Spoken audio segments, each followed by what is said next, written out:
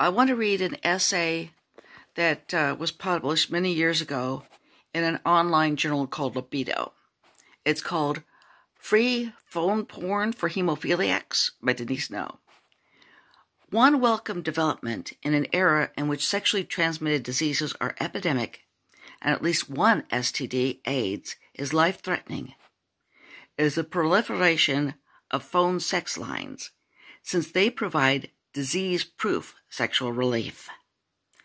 Conversing with a phone sex operator cannot transmit any STD in either direction, nor can it result in an abortion or a baby born under unpromising circumstances. Of course, phone sex services are expensive, and they are rightly off limits to minors. However, it seems to me that there are good reasons to consider making phone sex services available for free to one small segment of the population. That segment is the hemophiliac population. Hemophiliacs use special blood products to stem the excessive bleeding characteristic of hemophilia. In the late 1970s to mid-1980s, many hemophiliacs were infected with HIV through these products. The National Hemophilia Foundation reports that there have been no new HIV infections through blood products in the U.S. since 1987, when viral inactivation methods were introduced to treat them.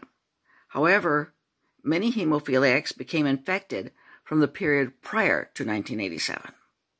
Unfortunately, the appalling and misleading term innocent victim has been applied to hemophiliacs and those infected through blood transfusions. This term is hideous because it implies those who are infected in other ways are somehow guilty victims. However, without in any way supporting the foul idea that anyone who has HIV is guilty, it is possible to see hemophiliacs as legitimately different than other people with HIV or at special risk for getting HIV.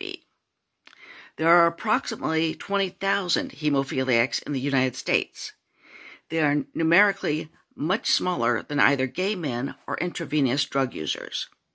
Unlike intravenous drug users, and to a lesser extent gay men, hemophiliacs are not concentrated in major urban areas. As a tiny and widely dispersed group, hemophiliacs cannot, as gay men can and do, easily form clubs and community programs to facilitate safe sex practices.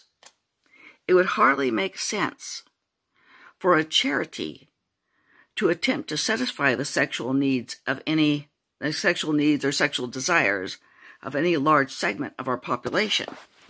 But in the case of a very small, discrete, and easily verifiable group like hemophiliacs, would it not be praiseworthy to institute a free-of-charge phone sex service?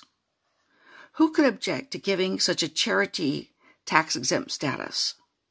As noted, phone sex does not lead to abortions. Some might object that singling out hemophiliacs for a special service,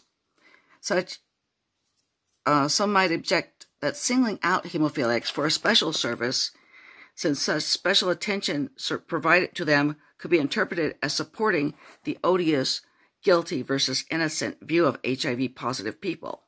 This is a valid objection, but it ought to be a fatal one, since, as this essay has pointed out, hemophiliacs are distinct from other risk groups in significant ways besides their route of infection. How about it? How about a charity devoted to free phone sex for hemophiliacs? If you liked what you saw and heard, please subscribe to my channel.